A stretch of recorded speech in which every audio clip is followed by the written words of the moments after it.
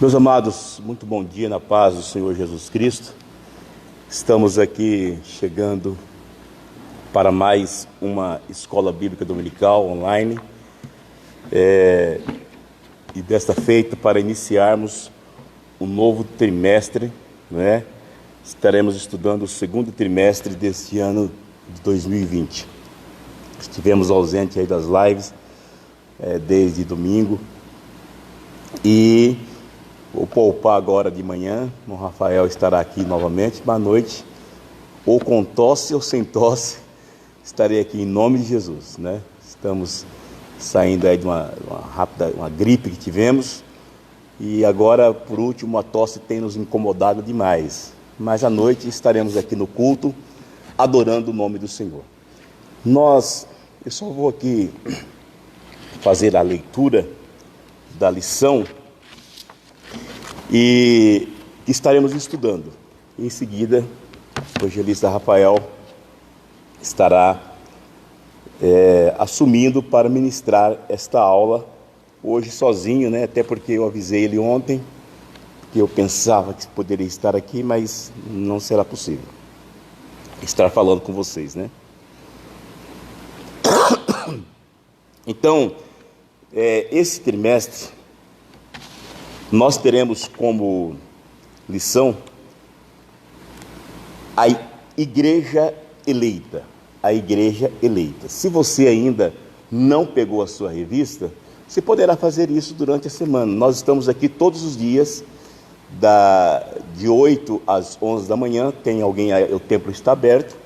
Nos dias de culto, o templo estará aberto, as portas laterais, ainda que estaremos transmitindo o culto online, mas as portas estarão abertas para que aqui 30 pessoas que desejarem, 20, né, que quem quiser estar cultuando, o templo é amplo, obedecendo o espaço, você poderá estar aqui cultuando a Deus. Então, você pode pegar a sua lição e estar estudando, tá?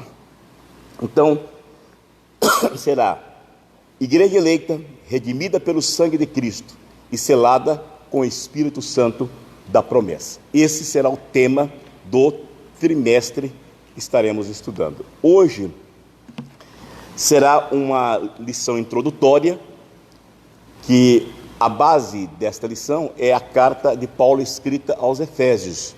Então hoje será uma introdução, onde estaremos estudando a questão do tempo, do tempo que foi escrito, quem escreveu, né?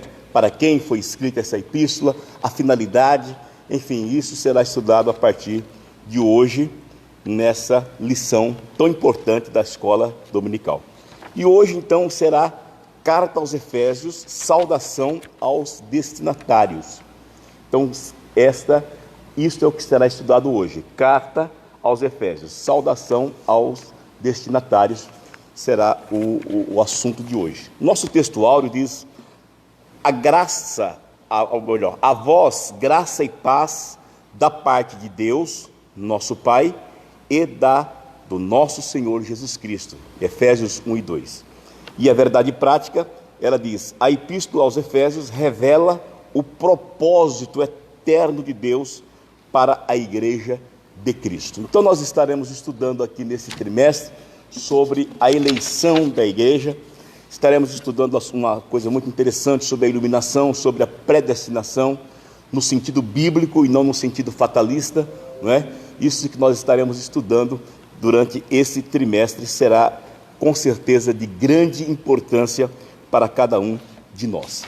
A leitura bíblica, se você tem a sua Bíblia, eu gostaria que você, nesse momento, fizesse comigo uma leitura na palavra do Senhor, que está no texto bíblico da nossa lição. Você pode pegar a sua Bíblia, afinal de contas, mesmo você estando na sua casa, você pode estar cultuando a Deus. Efésios, capítulo de número 1, versículo 1 e 2, e depois Atos dos Apóstolos, capítulo de número 19, versículos 1 a 7. Então, em primeiro lugar, Efésios, capítulo de número 1, versículo 1 e 2, e depois Atos 19, 1 a 7. Efésios 1 e 1. Paulo, apóstolo de Jesus Cristo, pela vontade de Deus, aos santos que estão em Éfeso e fiéis em Cristo Jesus. A vós, graça e paz da parte de Deus, nosso Pai, e da do nosso Senhor Jesus Cristo. Atos 19, versículo 1 ao 7. O 1 diz assim: E sucedeu que, enquanto Apolo estava em Corinto, Paulo, tendo passado por todas as regiões superiores, chegou a Éfeso, e achando ali alguns discípulos, e disse-lhes: Recebestes já o Espírito Santo quando crestes? E eles disseram-lhe: Nós nem ainda ouvimos que haja Espírito Santo. Perguntou-lhes então: Em que sois batizados então? E eles disseram: No batismo de João. Mas Paulo disse: Certamente João batizou com o batismo do arrependimento, dizendo ao povo que cresce no que após ele havia de vir, isto é, em Jesus Cristo. E os que ouviram foram batizados em nome do Senhor Jesus. E impondo-lhes Paulo as mãos, veio sobre eles o Espírito Santo, e falavam línguas, profetizavam. Estes eram ao todo uns 12 varões. Vocês estão vendo que não está fácil, né? A tosse abençoada. Então, esta é a base do texto, da leitura, né? A base do estudo desta manhã, onde estaremos estudando, como eu disse, numa lição introdutória sobre a Epístola aos Efésios, a carta de Paulo escrita aos Efésios, que com certeza trará a cada um de nós, não é, mais conhecimento, trará a cada um de nós maior certeza de que somos uma geração eleita, como disse Paulo, como disse Pedro. Vós sois a geração eleita, na sacerdócio real, nação santa, povo adquirido, para que anuncieis as virtudes daquele que vos chamou das trevas para a sua maravilhosa luz. Então, que Deus nesta manhã, através do Espírito Santo, venha falar poderosamente aos nossos corações. Quero convidar a todos para fazer uma oração, e logo após a oração, o evangelista Rafael estará ministrando a palavra do nosso Deus. Querido Pai, obrigado, Senhor, por tudo que tens feito por nós. Obrigado, meu Deus, porque o Senhor tem nos dado noite de descanso. Pai eterno, obrigado porque nós sabemos que mesmo diante das lutas, das dificuldades, mesmo diante de enfermidades, o Senhor não nos deixa só. Mas aqui estamos, ó Pai, nesta manhã, para mais uma vez, Senhor, meditarmos na Tua santa e bendita palavra. Queremos pedir que o Senhor venha usar o Teu servo de uma forma poderosa, falando conosco, que sejamos, ó Pai, edificados pela Tua palavra, que nesta manhã, Senhor, mais uma vez, o Espírito Santo trabalhe em nossas vidas de uma forma toda especial. Pai eterno, muito obrigado, abençoa cada irmão que está nos acompanhando, que eles sejam edificados pela Tua palavra, em nome de Jesus. Amém. Amém.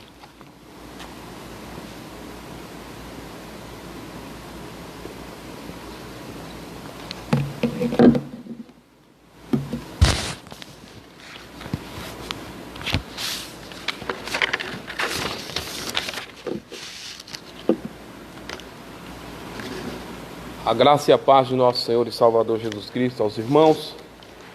Sejam todos bem-vindos à nossa escola bíblica dominical. Nesta feita, mais uma vez, estamos fazendo de forma virtual, online, começando ou iniciando o segundo trimestre da nossa escola bíblica dominical. Então, hoje nós falaremos a respeito da carta aos Efésios, a saudação aos destinatários. É importante frisar que o intuito desta lição na data de hoje é que nós tenhamos uma visão panorâmica de todo o escrito desta epístola de Paulo à igreja de Éfeso, assim como hoje muito usado o drone, quando você quer fazer uma imagem ou uma fotografia. Então o drone ele vai por cima e ele faz uma busca panorâmica. Este é o propósito, este é a aula introdutória do nosso trimestre. Sabendo que nós temos alguns objetivos que vale a pena destacar, o objetivo geral é mostrar o propósito divino na Epístola aos Efésios. E aí nós temos 3 objetivos específicos que eles estão corroborando com cada tópico. Na autoria e data nós vamos apresentar a autoria e a data da Epístola. No segundo tópico nós vamos identificar para quem foi dirigida essa carta aos Efésios. No terceiro tópico nós vamos explicar o propósito da escrita desta carta. Lembrando também que nós vamos estudar esta gloriosa doutrina e as orientações pastorais para a vida e prática da nossa igreja. E hoje nós devemos apresentar o comentarista desta lição, que é o pastor Douglas Batista, presidente do Conselho de Educação e Cultura da CGADB, da casa da Assembleia de Deus. Ele é líder da Assembleia de Deus Missão em Brasília, doutor em Teologia e licenciado em Filosofia. Então vamos começar a nossa lição. Aos irmãos que têm a sua revista dominical, pode nos acompanhar, bem como também você que está online pode comentar, estar participando da nossa aula para a edificação de todos aqueles que estão online conosco. Na introdução, ele diz: a Epístola aos Efésios é denominada de a coroa dos escritos de Paulo e ainda de a rainha das epístolas. Nela, o propósito eterno de Deus para a igreja está revelado por meio de Cristo Jesus. Nesta lição estudaremos os aspectos introdutórios e as principais abordagens doutrinárias da epístola. Durante esse estudo, o conteúdo da epístola deve nos levar à adoração a Deus e ao aperfeiçoamento de nossa vida cristã. É interessante porque a epístola ela é denominada a coroa dos escritos de Paulo, posto sobre a excelência das revelações bíblicas que fazem sobrepujar as demais cartas escritas pelo apóstolo Paulo. Nós sabemos que no Novo Testamento contém 20 cartas ou 20 epístolas, delas 13 são de autorias de alcunha, sob a pena do apóstolo Paulo, quem escreveu. Então nós vamos aí para o tópico de número 1, autoria e data. E aí o comentarista ele vai dizer: conforme o costume da época, o autor inicia a carta declarando a sua identidade. Paulo, apóstolo de Jesus Cristo. O livro de Atos menciona que ele se chamava Saulo, nome hebraico, mas que também era conhecido como Paulo. Em hebraico, Saulo significa solicitado, provavelmente uma homenagem a Saul, o primeiro rei de Israel, que pertencia à mesma tribo do apóstolo. Atos 13, versículo 21 e Filipenses 3, capítulo 3, versículo 5. Já Paulo significa pequeno, era o seu nome romano. Atos capítulo 22, versículo 25. Aqui nós devemos enfatizar que Saulo era um israelita. Ele falava a língua aramaica, falava o hebraico em sua casa, era herdeiro da tradição judaica, fazia parte da seita dos fariseus, era um estrito observador das excelências das Escrituras e da revelação da Torá. Muito avançado no judaísmo, ou mais avançado no judaísmo do que os seus próprios contemporâneos. Porém, Paulo, ele possuía dupla cidadania. Mesmo sendo judeu, ele nasceu na dispersão em Tarso da Cilícia, uma metrópole de governo autônomo. Logo, o imperador Júlio César, ele deu aos moradores de Tarso os direitos e privilégios da cidade romana. É por isso que nós vemos o seu nome no hebraico, Saulo, que significa solicitado, porém, nós vemos que ele preferia usar o seu nome romano, Paulo, ou pequeno, porque, de acordo com o seu nome, ele achava mais apropriado para levar a mensagem aos gentios. Erasmo de Roterdã, um grande expoente e um grande vulto na história da igreja, ele disse que Paulo, sob inspiração do Espírito Santo, ele observou a necessidade de que a revelação da graça, outrora ao povo de Deus, ao povo Israel, agora se estendia também ao povo gentil. Então Paulo, ele foi chamado para esta grande e nobre missão de proclamar o evangelho, estendendo a graça aos gentios. Então nós vamos aí para o subtópico, a parte de número 2, sobre a assinatura apostólica. Nas 13 cartas de sua autoria, o apóstolo se identifica como Paulo, nunca como Saulo, provavelmente por considerar o nome mais apropriado para evangelizar o mundo gentílico. Romanos capítulo 11, versículo 13. Outro detalhe relevante é a reivindicação de sua autoridade apostólica com a ressalva pela vontade de Deus. Efésios capítulo 1, versículo 1.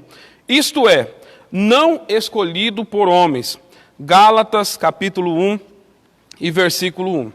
Como então nós já aqui enfatizamos, a assinatura apostólica, já no primeiro versículo da carta, o próprio apóstolo ele já se identifica como o autor desta epístola. Interessante frisar que entre as 13 cartas paulinas, nós vamos dividir em 4 grupos, chamados as cartas escatológicas, que são 1ª e 2ª Tessalonicenses. Nós vamos também para o grupo das soteriológicas, que é a respeito da salvação, Romanos, 1ª e 2ª Coríntios e Gálatas. Nós temos também o grupo das cartas em prisão, que é Efésios, Filipenses, Colossenses e Filemão. E nós temos as cartas pastorais, 1ª e 2ª Timóteo e Tito. Outro ponto que nós devemos aqui destacar é que é relevante a reivindicação da sua autoridade apostólica com a ressalva pela vontade de Deus. Aqui nós entendemos que Paulo, ele está legitimando a sua apostolicidade, ele está afirmando ou reafirmando que ele foi escolhido não por vontade humana, isso inclui a sua própria vontade. Isso se distancia muito bem dos nossos dias, onde muitas pessoas pegam para si o título de apóstolo. Nós entendemos que o apostolado significa o enviado, o missionário. Porém, no afã de ter um título pomposo que destaca, muitos se autodenominam como apóstolos nessa tentativa. Mas aqui Paulo, ele já deixa bem claro que o apostolado não foi vontade humana. Isso inclui a si mesmo, porque o caminho que ele estava trilhando era justamente oposto. Ele estava perseguindo a igreja, estava para exterminar os cristãos. E naquele momento, naquele caminho que ele está indo, ele tem um encontro com o próprio Senhor da igreja, que diz: Saulo, Saulo, por que tu me persegues? E ele cai, e ele perde a sua visão, e ele tem um encontro com Deus ali, com o próprio Jesus Cristo, e ali ele é chamado a ser um enviado, a ser um apóstolo. Então, na realidade, Paulo não está falando sobre reconhecimento da igreja, porque muitos arrogam para si títulos, tentando status, posição. Nós sabemos que a vocação, o chamado, ele parte do próprio Deus, é Deus quem chama. Porém, nós observamos que a comunidade de fé, a igreja, a nossa liderança, ela tem que ver em nós essa vocação. Logo, o que Paulo está falando, olha, eu não fui chamado, ordenado por homem, não está desmerecendo a liderança, a igreja, a observação que se faz. O que ele está dizendo é que é Jesus quem chamou, e aí a partir disso, a igreja, os seus condiscípulos, seus companheiros de ministério, também reconheceriam o seu chamado, o seu apostolado. Então isso é muito interessante, segundo o pastor e comentarista Douglas Batista, ele deixa bem enfático que isso é de relevância para a nossa aula nesta manhã. O ponto de número 3 fala-nos sobre uma epístola da prisão. A epístola foi escrita no período em que Paulo se encontrava preso em Roma. Ele se identifica como o prisioneiro de Jesus Cristo, no capítulo de número 3, versículo 1. O preso do Senhor, capítulo de número 4 e versículo 1. E o embaixador em cadeias, capítulo 6, versículo 20. Isso indica que era uma carta enviada do cárcere. Por essa razão, ela integra o rol das epístolas da prisão, redigida aos Efésios, aos Filipenses, aos Colossenses e a Filemão. No livro de Atos dos Apóstolos, o evangelista Lucas, ele vai registrar 2 longas prisões que Paulo ele foi encarcerado. Em Atos, no capítulo 24, no versículo 1 a 17, nós vemos a prisão de Paulo em Cesareia por 2 anos. No livro de Atos, capítulo de número 28, versículo 16 a 31, nós vemos que Paulo também ficou preso por 2 anos. Outra notável prisão, anotada pelo historiador e evangelista Lucas, aconteceu em Filipos, por ocasião da 2ª viagem missionária do apóstolo. Está em Atos, capítulo 16, versículos 19 a 26. Então nós vemos aí que há uma diferenciação entre a prisão de Cesareia e a prisão de Roma. Ambas foram por um tempo de aproximadamente 2 anos, segundo o historiador Lucas vai registrar em Atos dos Apóstolos. Porém, nós sabemos que a prisão em Roma, ela é uma prisão domiciliar. Logo, Paulo, ele tinha uma certa liberdade. Ele poderia escrever, tanto é que ele recebe visitas de Timóteo, Epáfras, Tíquico. Inclusive, Tíquico, ele é a pessoa que o apóstolo entrega esta carta para que destinasse à igreja que estava ali em Éfeso. Então, assim, pela história nós vemos que tudo corrobora para que Paulo escreveu a carta aos Efésios em prisão e nesta feita na prisão em Roma, uma prisão domiciliar. Vamos então para o ponto de número 4, que é a data. De acordo com Atos, após realizar 3 viagens missionárias e implantar igrejas na região do Mediterrâneo, Paulo esteve em prisão domiciliar por cerca de 2 anos. Atos 28, versículo 30, entre os anos 60 e 62 depois de Cristo. Aproximadamente, a partir dessa premissa, a data provável da redação da Epístola aos Efésios ocorreu por volta de 61 e 62 depois de Cristo, tendo Tíquico como seu portador. Efésios capítulo 6, versículo de número 21. Então, quando nós julgamos pelas condições favoráveis na casa alugada para este fim de uma prisão domiciliar, nós vemos a ausência de restrições para que ele recebesse visitas, né? Como aqui nós já mencionamos, Timóteo, Epáfras, Tíquico visitaram o apóstolo Paulo na prisão em Roma. E também o foragido Onésimo, né, também visitou Paulo e teve a sua experiência, o seu encontro com Jesus, ali sendo um discípulo de Jesus, aos pés do apóstolo Paulo. Nós vemos que não houve o cerceamento da liberdade para ensinar. Paulo estava preso em uma prisão domiciliar, mas ele tinha liberdade para ensinar naquela região. Então, aí nós já falamos a respeito da data, e o comentarista ele faz a síntese do tópico, né? O apóstolo Paulo é o autor da carta aos Efésios, e sua data de autoria se dá por volta dos anos 61 e 62 depois de Cristo, durante a sua prisão em Roma. Por que é importante nós sabermos a respeito da autoria e data desta carta?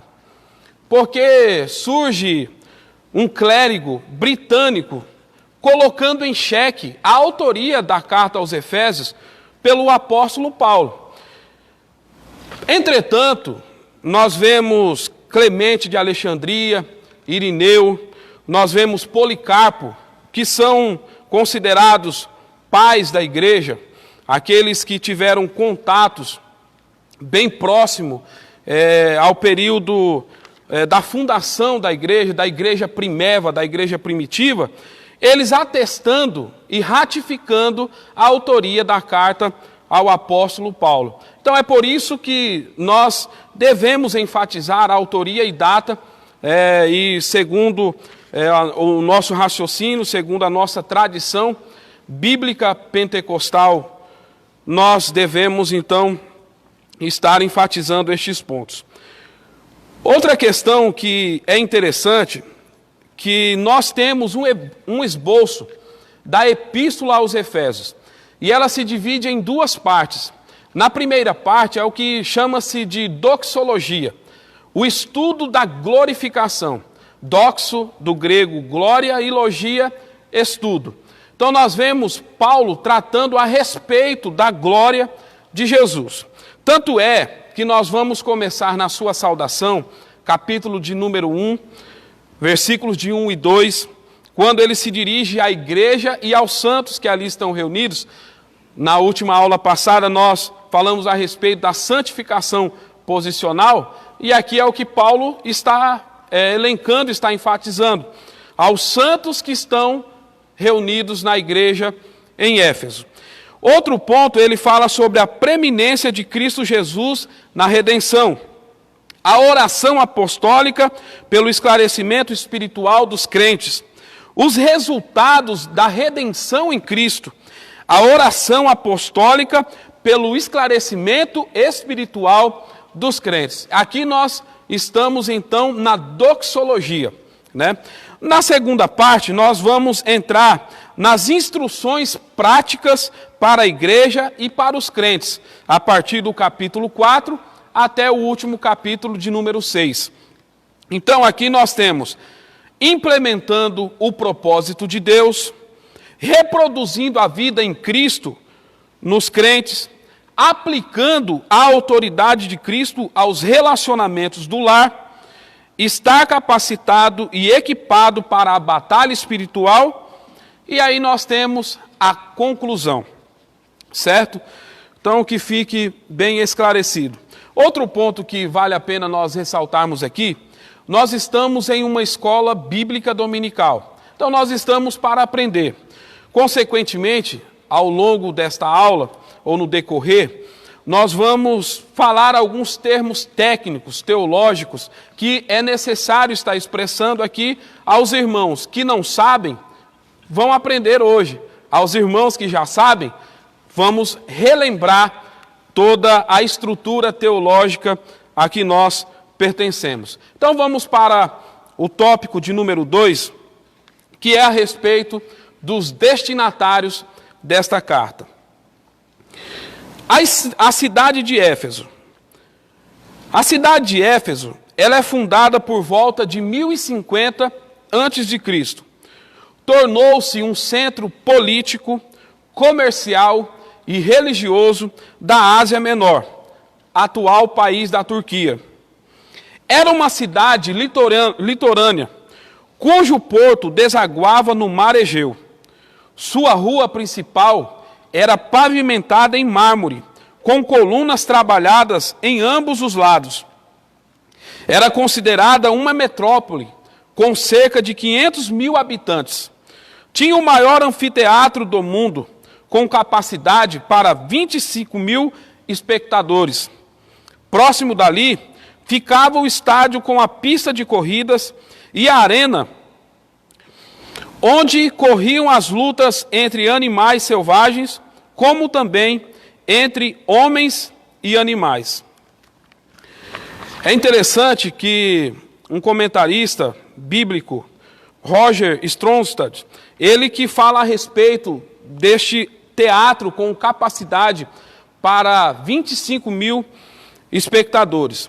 Quando nós vemos a história da fundação da cidade de Éfeso, 1050 a.C., nós vemos quando os invasores gregos, eles expulsaram os habitantes da costa oeste da Ásia Menor e estabeleceram na cidade de Éfeso. E o nome da cidade de Éfeso é bem sugestivo, porque significa desejável. Afinal de contas, nós vemos aqui que tudo contribuía para um bom desenvolvimento econômico, cultural, sociopolítico, né? Nós vemos a suntuosidade da cidade, ruas de mármore. Olha só como era essa cidade, né? A economia dessa cidade. Então vamos lá. Nós vamos falar a respeito, no ponto de número 2, sobre a religiosidade em Éfeso. A cidade abrigava um templo, o templo de Ártemis. Ártemis é uma deusa pagã na mitologia grega. Porém, ela corresponde também à mesma deusa romana chamada Diana, certo? Ambas são consideradas a deusa da fertilidade. Então, este templo, ele era construído em mármore. A economia da cidade dependia dos milhares de turistas que a visitavam. Sua maior fonte de renda era o comércio de nichos de prata vendidos no templo, razão pela qual seus moradores ficaram alarmados com a pregação de Paulo contra a idolatria. Atos capítulo 19, versículos de número 27 e 29. Então nós vemos aqui que a cidade de Éfeso tinha uma religiosidade, uma idolatria por uma deusa pagã. Acreditavam que eram a deusa da fertilidade. Isso servia de embasamento para fortalecer a economia local. Nós vemos alguns que ali por encantamentos, magias, porque o povo era muito místico, muito sincrético, abraçava muitas religiões, e nós vemos que isso servia para a comercialização de uma suposta fé em uma determinada deidade. No livro de Atos, informa que a imagem adorada no templo havia caído do céu. Vamos lá para Atos, capítulo 19, no versículo de número 35.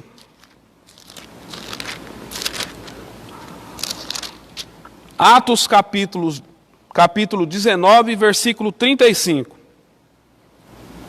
Então o escrivão da cidade, tendo apaziguado a multidão, disse: varões efésios, qual é o homem que não sabe que a cidade dos Efésios é a guardadora do templo da grande deusa Diana e da imagem que desceu de Júpiter? Eles acreditavam que esta imagem havia caído do céu. Isso significa que caiu um meteorito E eles recolheram, talharam, fizeram uma imagem, uma escultura da deusa Diana, e agora começaram a adorá-la, porque, segundo a mitologia, segundo o que eles acreditavam, fora o próprio deus Júpiter quem enviou aquela deusa, a deusa da fertilidade, para a cidade de Éfeso. Então vamos lá, vamos dar continuidade. O ponto de número 3, ele é muito importante, porque aqui começa a desenvolver a estrutura do objetivo geral ou principal da carta à igreja de Éfeso. Paulo evangelizou a cidade e seus arredores durante 3 anos.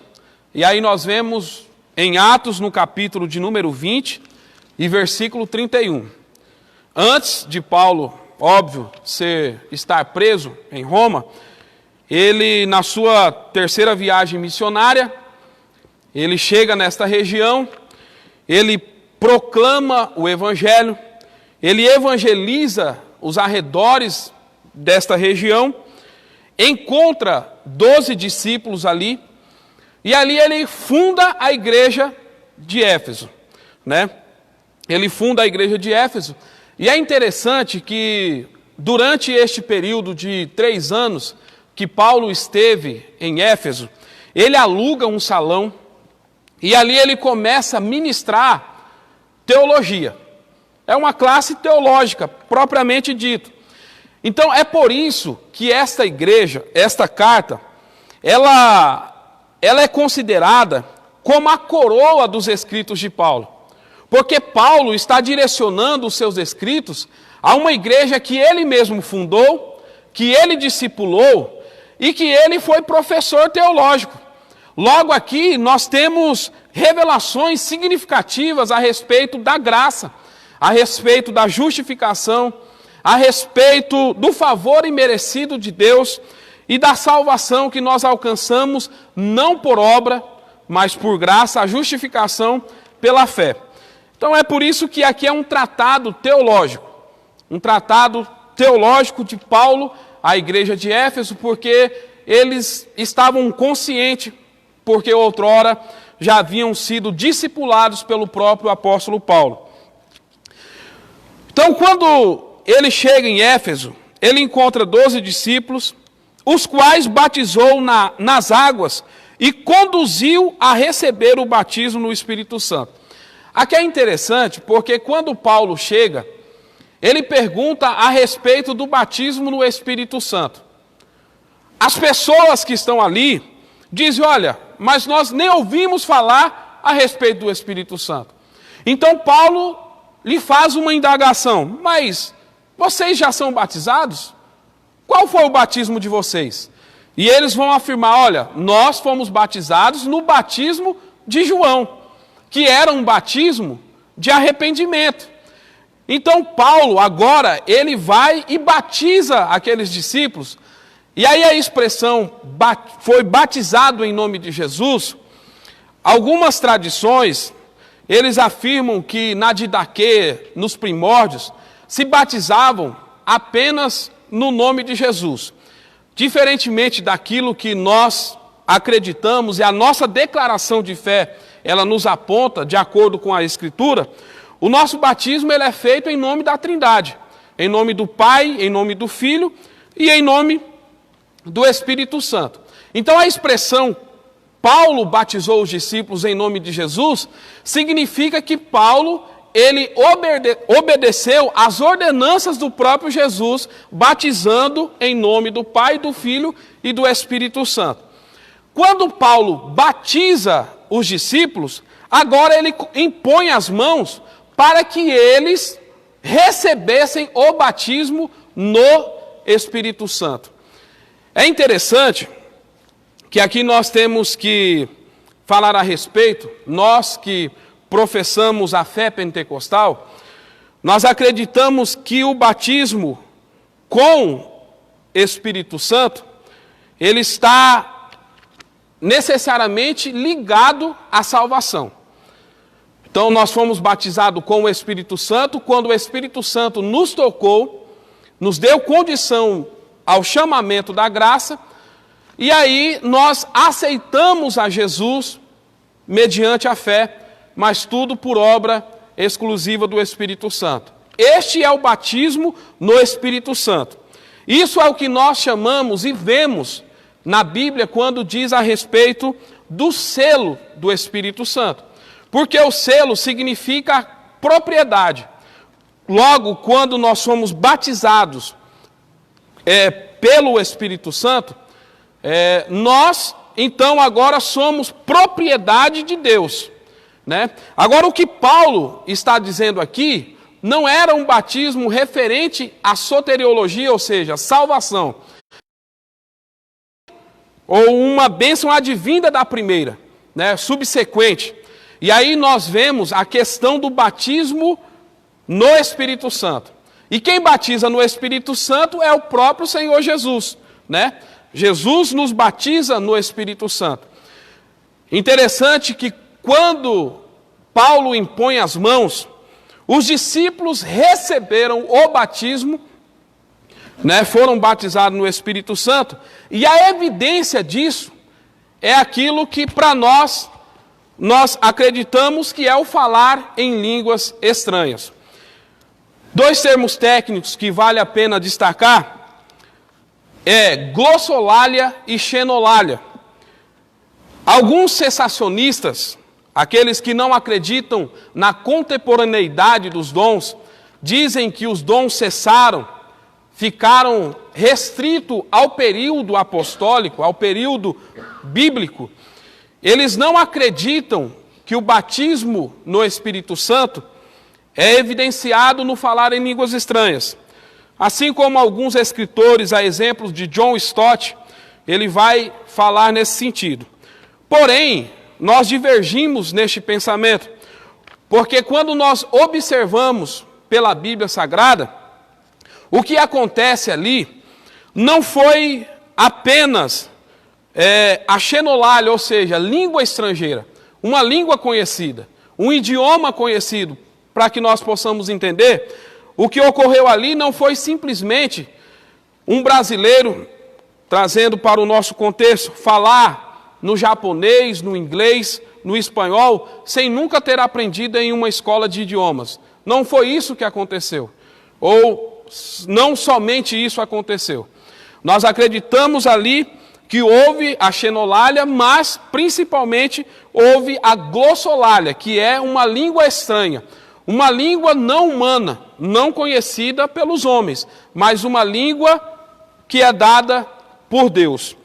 Então, este é um ponto pacífico para nós que professamos a fé pentecostal. Nós acreditamos num poder advindo do Espírito Santo, sobrenatural, uma capacitação extraordinária para que nós possamos pregar o Evangelho com mais poder. O que ocorre ali é justamente isso. As pessoas que foram tocadas por imposição da mão de Paulo, eles começam agora a falar línguas estranhas, desconhecidas pelos homens. Então vamos lá. Em seguida, evangelizou os judeus na sinagoga por um espaço de 3 meses. E como alguns judeus resistiram ao evangelho, é interessante essa questão de resistir ao Evangelho, porque isso corrobora com o nosso pensamento que a graça ela é resistível, não é isso? Então, quando o Espírito Santo ele toca, ele dá condição, a pessoa deve corresponder a este chamamento. Para nós não há graça irresistível. Nós não acreditamos nesta teologia. Nós acreditamos na cooperação, no sinergismo, onde a graça é primária, Deus derrama a graça da condição ao homem que está morto e agora ele tem condição de responder ao chamamento. Vamos continuar. Então ele voltou-se para os gentios, pregando num salão alugado na escola de Tirano. Atos capítulo número 19, versículo 9. Em Éfeso, Deus usou Paulo poderosamente e a igreja crescia, pois até os lenços e aventais do apóstolo foram usados para curar os enfermos e expulsar demônios. Atos 19, 12. Grandes líderes da igreja também passaram por Éfeso. Apolo ministrou ali e foi instruída por Priscila e Áquila. Timóteo também foi designado para pastorear naquela cidade. E segundo Irineu, o bispo grego do primeiro século, o apóstolo João também liderou esta igreja. Outro ponto que nós devemos destacar é a respeito desta contracultura, ou melhor, de todo um esforço para tentar anular o conhecimento e a busca pela sabedoria, né? Hoje nós somos privilegiados por tanta informação, mas nós devemos saber o que fazer com essas informações. Porém, algumas pessoas ainda insistem na ignorância, em não conhecer, porque erradamente pegam um versículo bíblico fora do seu contexto, e todo versículo fora do contexto ele serve de pretexto para desvirtuar a realidade e a verdade do Evangelho. Então muitas pessoas pegam aquele versículo que diz que a letra mata e o Espírito vivifica, no afã de parar ou cessear os irmãos que gostam de buscar o conhecimento. É interessante quando nós vemos a realidade da igreja de Éfeso, ali houve uma escola teológica. Paulo ensinou teologia e discipulou aquela igreja. Porém, ele coloca, através dos seus ensinos, o desejo da igreja de buscar poder de Deus.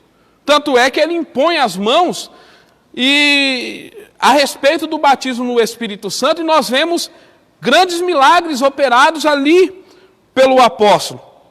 Nós vemos pessoas que eram enfermos sendo curados, pessoas possessas sendo libertas. Por quê? Porque ele primava pelo conhecimento, mas lado a lado com o poder de Deus. Tanto é que os lenços dele, do apóstolo, curava, né? Então nós vemos, quando nós observamos as palavras de Pedro dizendo, crescei no conhecimento e na graça. Muitos falam a respeito de pagar preço. A graça é favor imerecido, né? Então, poder de Deus não é esforço humano. Conhecimento é esforço humano.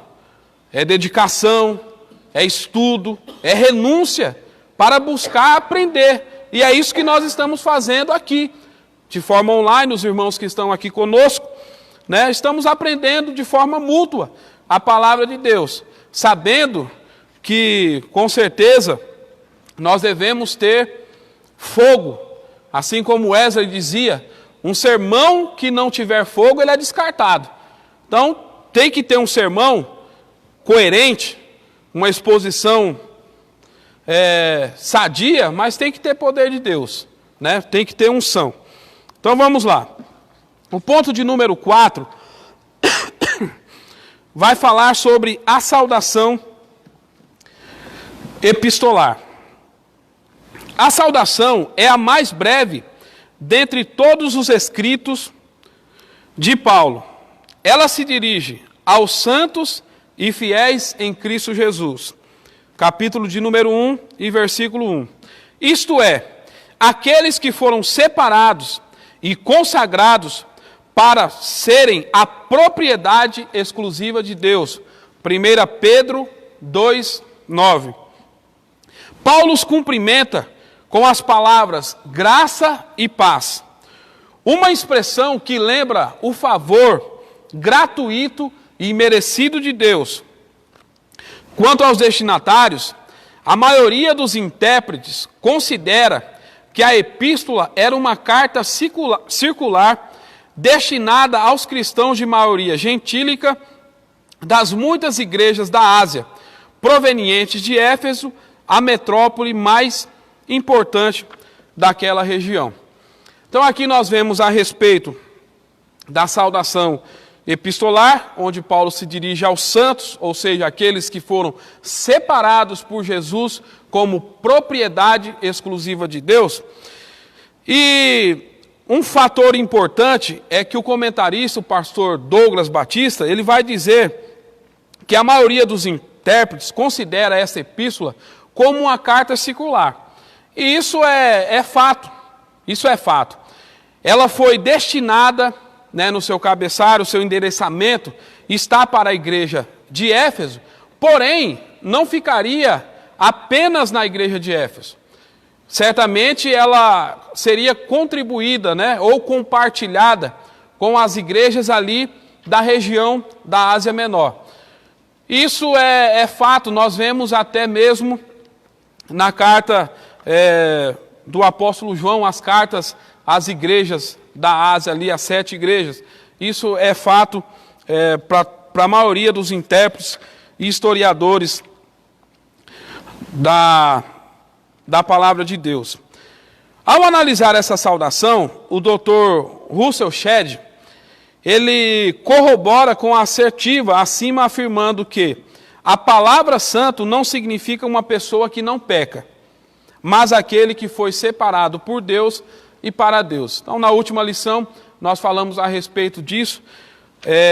A santificação, ela tem os seus momentos, seus estágios. Então, a expressão santo não significa necessariamente aqueles que não pecam, mas justamente aqueles que foram separados por Deus e para Deus. Então vamos para o nosso terceiro e último tópico, é o propósito e a mensagem desta carta à igreja de Éfeso. O propósito. Aparentemente, a epístola não aborda nenhum problema específico, como em outras obras de Paulo.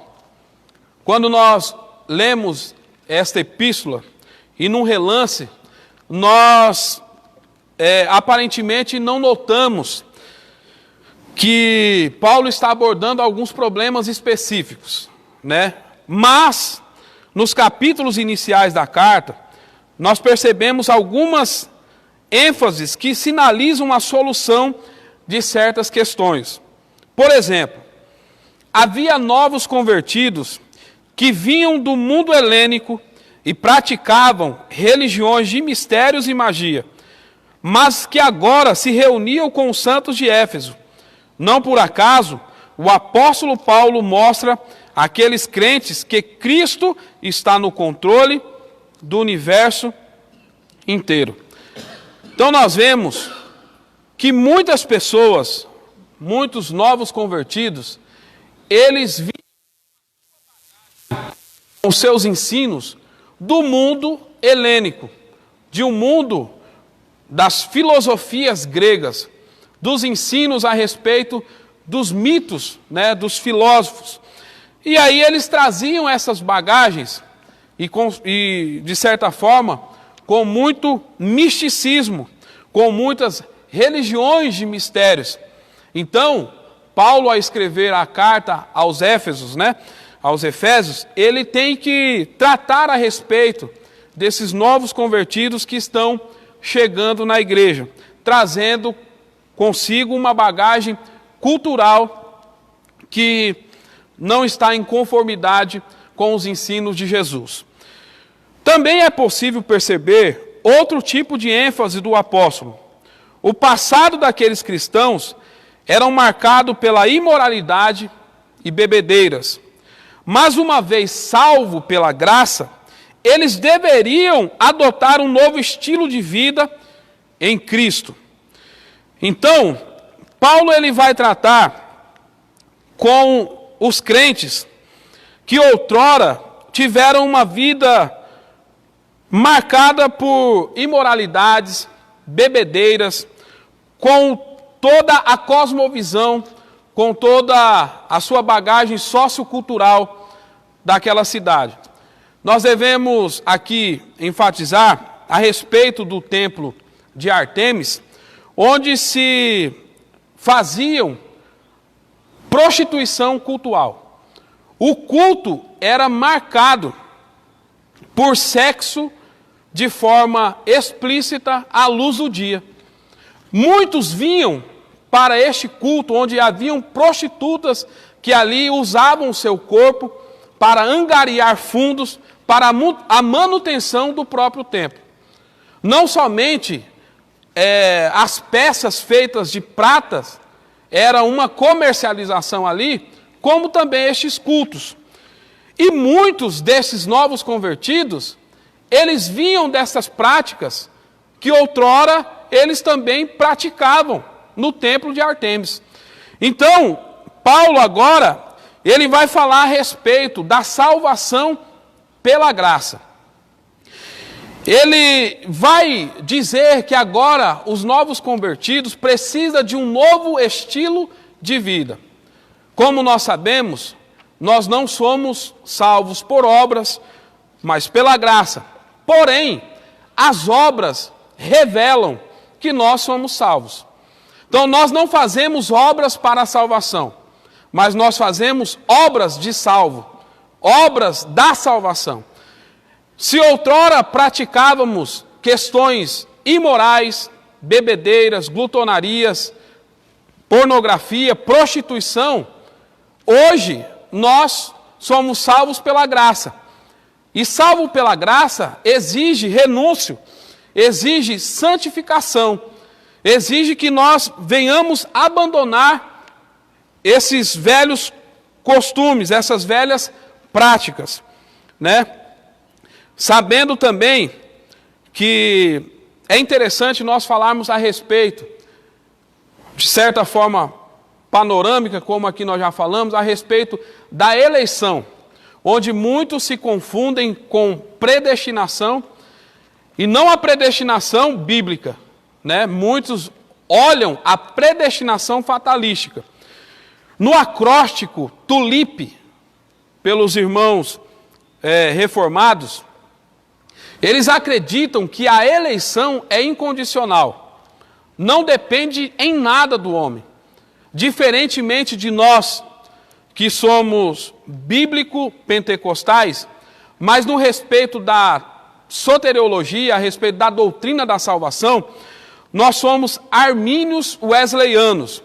Então nós observamos que a eleição ela é condicional.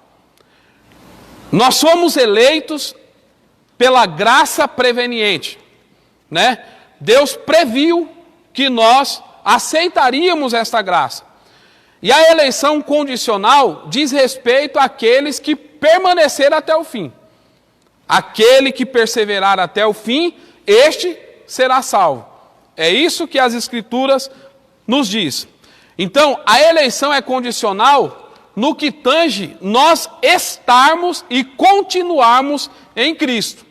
A condição da eleição é permanecer em Cristo. Do contrário, nós não somos salvos. Logo, isso vai refutar a ideia de uma vez salvo, salvo para sempre. Por quê? Porque se não permanecermos em Cristo, nós estamos perdidos. Nós não temos a salvação. É importante enfatizar este ponto, porque na lição de número 3 ou 4, certamente nós estaremos aprendendo com o nosso pastor a respeito de eleição e predestinação. Vamos ainda ver outro ponto que se destaca nesta carta, é a preocupação com a unidade e a paz entre judeus e gentios cristãos, enfatizando pelo plano universal da redenção para ambos.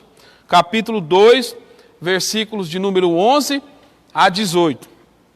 Sob essas premissas, então, podemos considerar que uma das intenções do autor aos Efésios era de atender às múltiplas necessidades da igreja numa perspectiva pastoral.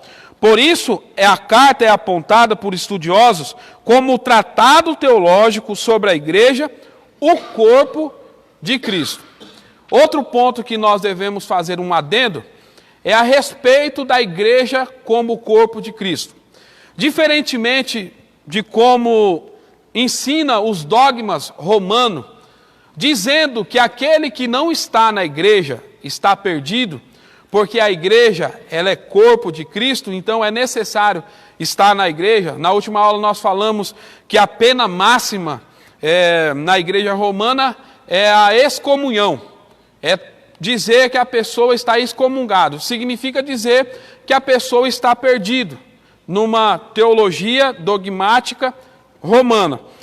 Mas nós vemos que a salvação ela não está na igreja. A salvação está em Cristo. É por isso que Cristo ele é o cabeça da igreja.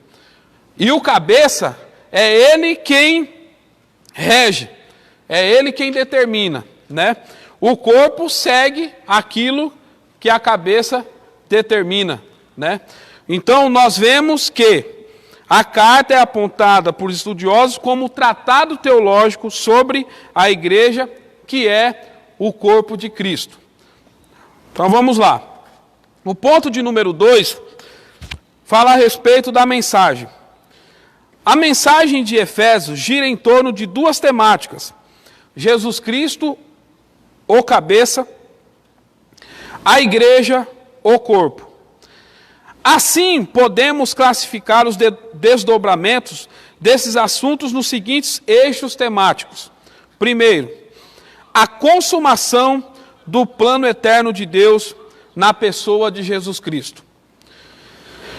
Então, o plano de Deus que foi realizado na eternidade, ele é consumado na pessoa de Jesus Cristo. E é por isso que a expressão máxima de Jesus, antes de morrer, ele expressou no grego, tetelestai, que significa está consumado. O plano eterno, o cordeiro morto antes da fundação do mundo, não de forma literal, mas no plano eterno de Deus, o cordeiro já era previsto para este fim. Outro desdobramento é a atuação do Espírito Santo como o penhor da experiência de salvação.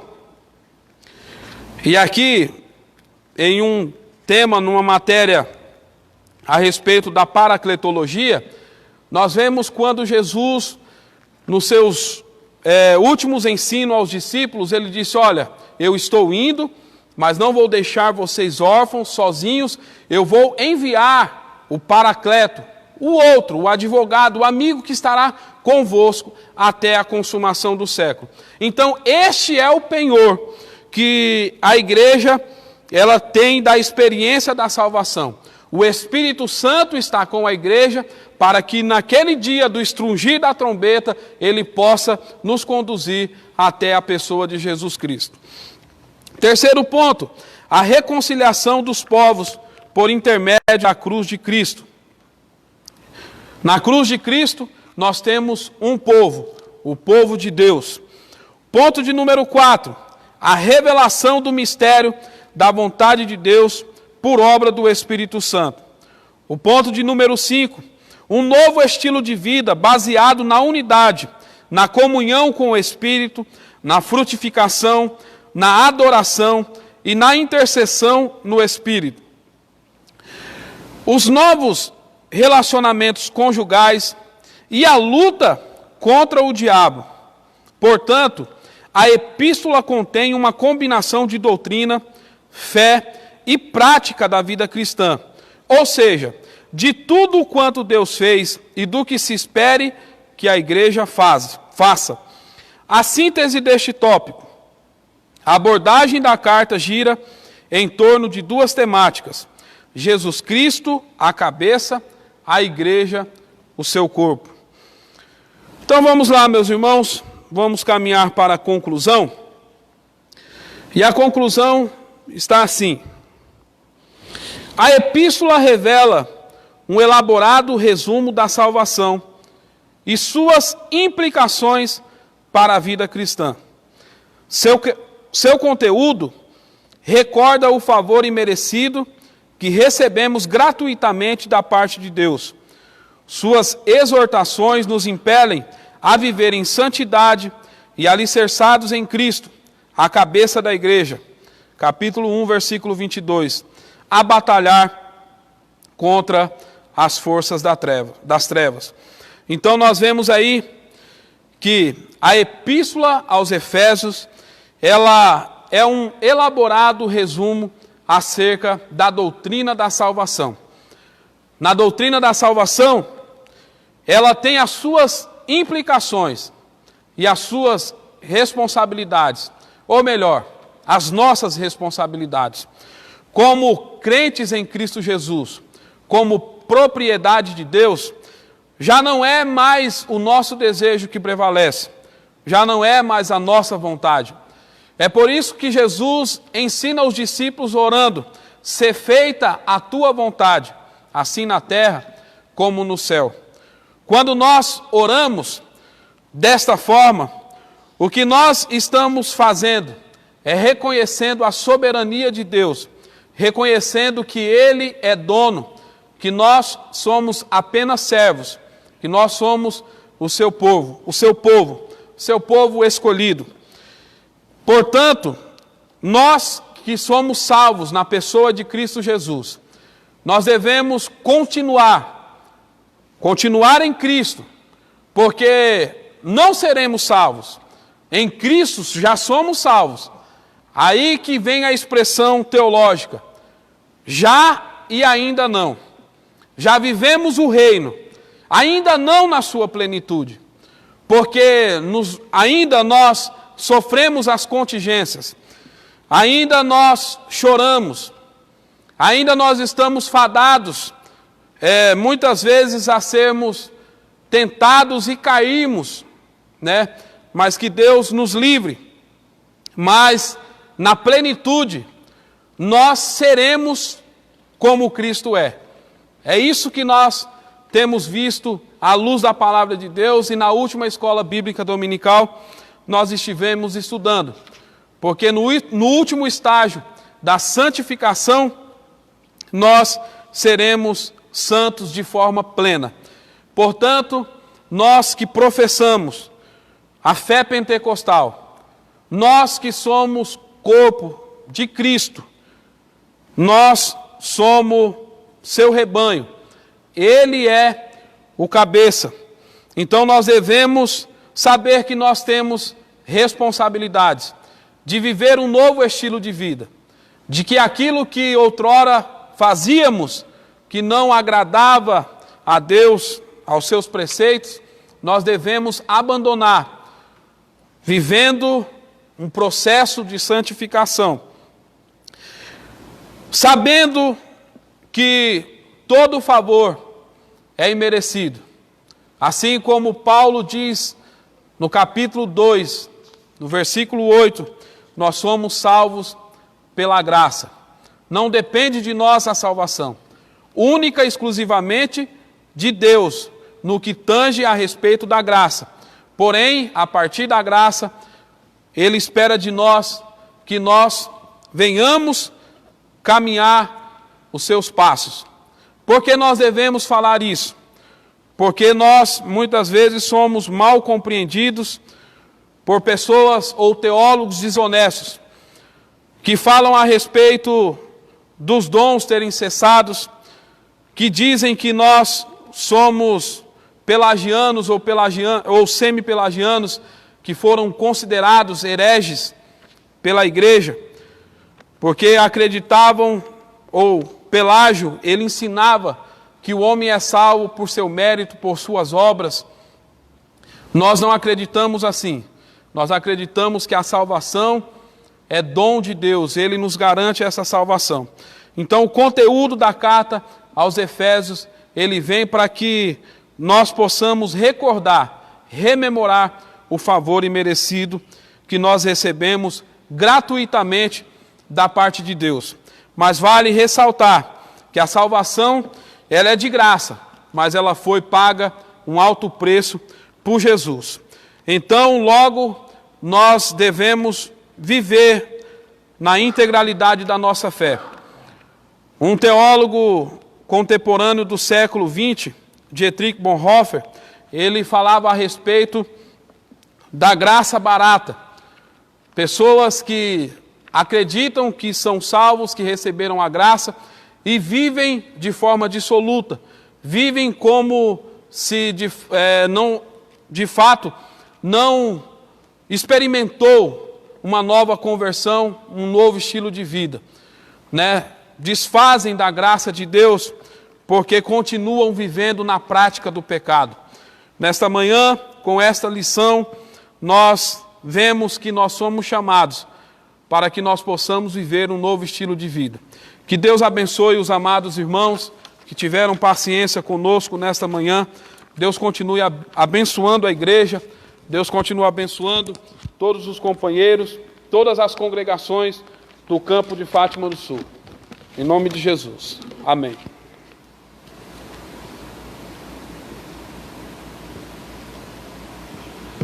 Meus amados, nós louvamos a Deus pelo ensinamento que recebemos aqui nesta manhã. E quero agradecer a todos os irmãos que estiveram nos acompanhando, né? Os irmãos do campo, irmãos de outros lugares. Mandar um abraço especial aqui para minha sobrinha Elaine, né? Que está ali na Holanda, juntamente com seu esposo nos acompanhando. Deus abençoe. Irmã Márcia, ali em Porto Alegre. Enfim, todos vocês que estiveram nos acompanhando. À noite tem mais. À noite, se Deus permitir, nós estaremos para um culto de adoração ao nome do nosso Deus. Esperamos contar com a sua presença, que você possa compartilhar, divulgar. É uma forma de nós pregarmos o Evangelho. Eu disse ontem em uma rápida reunião que tivemos aqui na igreja, que isso tudo que está acontecendo, embora seja uma enfermidade, uma pandemia, é uma artimanha diabólica, porque enquanto muitos estão dizendo que a igreja está se reunindo nas casas, eu não vejo dessa forma.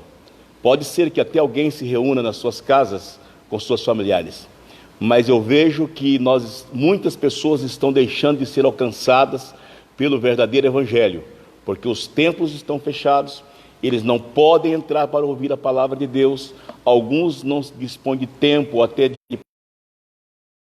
mensagem pela rede social. Então, é uma artimanha do diabo para tentar calar a voz da igreja, mas a igreja continuará de pé, dizendo que Jesus está voltando, pregando o verdadeiro Evangelho, porque foi para isso que nós somos chamados. Então, hoje à noite, estaremos reunidos aqui, às 19 horas, em ponto, estaremos iniciando o culto, estaremos trazendo uma palavra de Deus para a tua vida, para o teu coração. Compartilhe esta live, as portas do templo laterais estarão abertas, os irmãos que desejarem estarem cultuando aqui, obedecendo às normas, os irmãos poderão vir, né? Isso, se você desejar, você pode vir aqui, 30 pessoas dentro do templo, obedecendo o espaço. Nós vamos fazer isso, mas com certeza, nós em breve, queremos declarar que em breve, em nome de Jesus, as portas serão abertas e os cultos serão retomados para a glória do nome do Senhor. Que Deus abençoe a cada um de vocês, Deus abençoe as suas vidas, que Deus possa nos dar graça para vencermos esta fase, acima de tudo, unidos em amor, firmados nas promessas do Pai. E como diz o nosso tema, nesse ano de 2020, continuemos buscando a santificação. Deus abençoe a todos. Vamos orar, entregando o nosso sacrifício nas mãos do Senhor. Pai amado, nós queremos te louvar e te agradecer pela oportunidade de aqui, Senhor, estarmos aprendendo a tua palavra. Te louvamos pela vida do teu servo, evangelista Rafael, que aqui ministrou, ó Pai, de uma forma tão maravilhosa. Ó Deus, nos ajude para que possamos colocar em prática tudo quanto ouvirmos. Ó Pai, acima de tudo, estarmos cada dia, Senhor, com o nosso coração quebrantado, buscando a Tua presença, buscando a Tua face. Agora, Pai, despede-nos em paz e ajuda-nos para que à noite possamos estar reunidos na Tua presença. É a nossa oração, em nome de Jesus. Amém.